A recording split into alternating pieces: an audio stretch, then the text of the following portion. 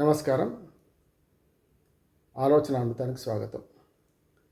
FCRA foreign contribution regulatory act బిల్లును amendment కోసం 2026 amendment కోసం ఇదివరకే ఉంది ఆ బిల్లు, ఆ చట్టం. దాన్ని అమెండ్మెంట్ యాక్ట్ కోసం బిల్లు ప్రవేశపెట్టారు. FCRA foreign contribution regulatory act బిల్లును 2026 సవరణ బిల్లును ప్రవేశపెట్టారు ఇవాళ. దానిలో కొన్ని అభ్యంతరాలు ఏమంతడం వల్ల ప్రతిపక్షాలు దానిలో మనకు జాయింట్ పార్లమెంట్ కమిటీకి జేపీసీకి వేశారు. దానిలో సూచనలు ఇస్తారు, అన్ని పార్టీల వాళ్ళు ఉంటారు, ఆ జేపీసీ సూచనలు బట్టి ముందుకెళ్తారు. కానీ దానిలో అభ్యంతరాలు ఏమిటి, అసలు ఏమిటిదంటే ఫారిన్ కంట్రిబ్యూషన్స్ అంటే విదేశీ నిధులు తీసుకొని ఇక్కడ సంఘ వ్యతిరేక కార్యకలాపాలకు ఊతమిస్తున్నారని, ముఖ్యంగా ఆ నిధులతో మత మార్పిడులు చేస్తున్నారని, అనేక అవకతవకలు పాల్పడుతున్నారని, సొంత ఆస్తులు పెంచుకొని వాళ్ళ సొంత విలాసాలకు ఆ నిధులు ఉపయోగించుకుంటున్నారు కొందరని చెప్పి దీని మీద ఒక్క క్రిస్టియన్లే కాదు, ముస్లింలు కావచ్చు, ఏ సంస్థ అయినా బయట నుంచి విదేశీ విరాళాలతో నడిచే సంస్థలన్నిటికి కలిపి ఒక రెగ్యులేటరీ యాక్ట్ను తయారు చేద్దామని అనుకున్నారు. దానిలో రెగ్యులేటరీ యాక్ట్ను అమెండ్మెంట్ చేస్తున్నారు. అందులో ముఖ్యంగా 14B, 16A ఈ రెండింటి మీద అభ్యంతరాలు మిగతా వాళ్ళు లేవనెత్తుతున్నారు. 14B ఏమందంటే అక్రమాలకు ఎంక్వైరీ చేయడానికి అధికారులు ఎప్పుడున్నాయి అప్పుడున్నాయి. చేసిన తర్వాత ఒకవేళ అక్రమాలకు పాల్పడుతున్నారు, ఈ నిధులతోని దేశంలో అల్లకలను సృష్టించడానికి కానీ ఇతరత్ర లేకుంటే నిధులను దుర్వినియోగం చేసినప్పుడు వారికి నోటీస్ ఇచ్చి వెంటనే వాళ్ళ ఆస్తులను స్వాధీనం చేసుకునే ఒక అమెండ్మెంట్ ఇందులో ఉన్నది. అంటే వాళ్ళు ఎంత సంపాదించుకున్నా ఏం చేసినా ఆ స్వచ్ఛంద సంస్థ ఆస్తులను కంట్రిబ్యూట్ చేసుకున్నారు కనుక బయట నుంచి దుర్వినియోగం చేస్తే ఆ మొత్తం అప్పటిదాకా ఉన్న ఆస్తులని స్వాధీనం చేసుకునేది 16A చెప్తున్నది. 14B ఏమో దీన్ని అధికారులను కట్టబెడుతున్నది. మొత్తం మీద ఇది అభ్యంతరకరమని క్రిస్టియన్ సంఘాలు అంటున్నాయి. లింబార్డు అని మనకు యూరప్ ఇండియా విదేశీ సలహా అంటే మన ఆర్థిక సలహాదారు ఏమంటున్నాడంటే సరైనది కదా, ఇప్పుడు విదేశీ నిధులు తీసుకొచ్చుకొని ఇక్కడ మరి సంఘ విద్రోహ కార్యకలాపాలు వినియోగించడం, లేకపోతే దేశ వ్యతిరేకంగా వినియోగించడం, దాంతోపాటు రెగ్యులేటరీ కమిటీ ఉండగా కూడా అనేక అక్రమాలు చేయడం అనే మాట ఇది కరెక్ట్ కాదు కదా, మరి చేయాల్సింది చట్టం ఉండాల్సిందని ఆ లింబార్డు అనేది ఇప్పుడు కూడా అంటున్నాడు. ఇక్కడ క్రిస్టియన్ సంఘాలు వీళ్ళు ఏమంటున్నాయంటే మేము డబ్బు తెచ్చి ఎవరి మనసుతున్నాం, భారతీయ పౌరులకు ఇస్తున్నాం కదా, ఏమి ఇచ్చినా మరి డబ్బు భారతీయ పౌరులకు ఇస్తే విదేశీ నిధులు వస్తే మనకే లాభం కదా, మీరు ఎందుకు వద్దంటున్నారని కొన్ని క్రిస్టియన్ సంఘాలు ప్రశ్నిస్తూనే ఊరేగింపులవన్నీ ఇప్పటికీ తీసింది కూడా.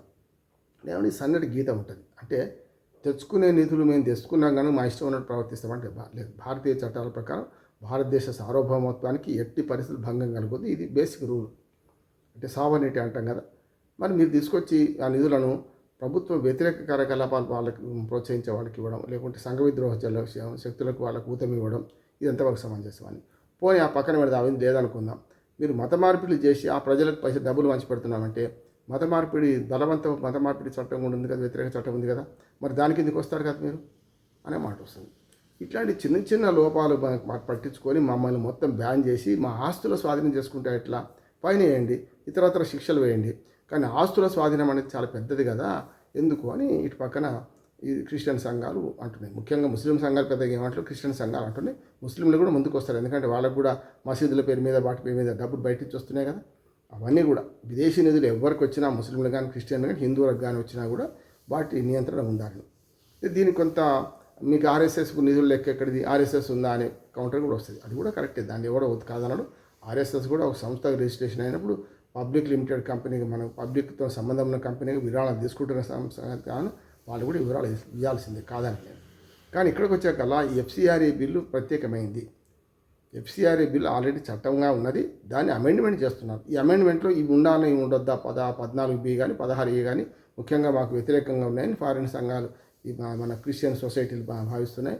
వందల సంవత్సరాల కింద మేము బ్రిటిష్ వాళ్ళు అప్పటి నుంచి సేవ చేస్తున్నాం, మమ్మల్ని వాళ్ళ అనుమాన దృక్పథం ఎందుకు చూస్తున్నారంటే బలవంత మత మార్పులు చేస్తున్నట్టు మనకు తెలుస్తూనే ఉంది కదా, మరి అటువంటిప్పుడు ఎందుకు చూడొద్దని ఇటు ప్రభుత్వం కూడా అంటుంది. అంటే ప్రభుత్వము నిష్పక్షపాతంగా దీని మీద విచారణ జరిపి పెద్ద శిక్షలు కాకుండా మామూలు శిక్షలు వేసి తర్వాత పెద్ద నేరాలు చేసినప్పుడు, అంటే నేను చెప్పిన పెద్ద ఎత్తున దుర్వినియోగం చేసి సంఘ విద్రోహ చర్యలకు వాళ్ళు డబ్బులు ఇస్తున్నట్టే ఖచ్చితంగా ఆస్తులు జప్తు చేయాల్సింది. ఎందుకంటే అన్ని రకాల చట్టాలు దానికి అనుమతిస్తాయి.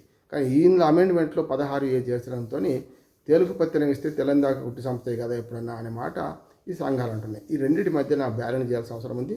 జేపీసీ రిపోర్ట్ ఏమిస్తుందో తెలియదు.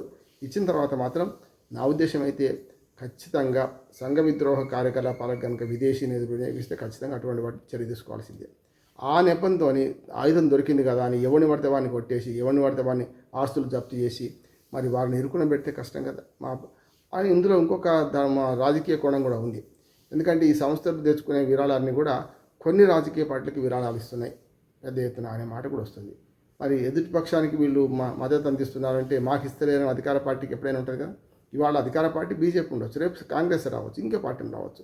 మరి వాళ్ళకు కూడా అదే అభ్యంతరాలు ఉంటాయి కదా. ఎవరైతే ప్రతిపక్షంలో ఉంటారో వాళ్ళకి ఇచ్చే ప్రయత్నం కాదు ప్రతిపక్షంలో ఉన్న అధికార పక్షంలో ఉన్న ఒకే వైపు పోతే కాంగ్రెస్కే పోతున్నాయి నిధులన్నీ కూడా సెక్యులర్ అనే పేరు మీద ఉన్న పార్టీలకే పోతున్నాయి, మాలాంటి పార్టీలకు వస్తలేవని బీజేపీ ఆరోపణ. ఒక చెప్పాలంటే బయటకు చెప్తలేరు కానీ నేను వాళ్ళ వాదన కూడా చెప్తున్నా. కనుక ఏమవుతుందంటే సెక్యులర్ అనే దాంతో చాలా వరకు సంఘ విద్రోహ కార్యకలాపాలు జరుగుతుంటే ఊరుకోవడం, చూసి చూడనట్టు పోయిన మొన్నటి దాకా మేము అట్లా పోము.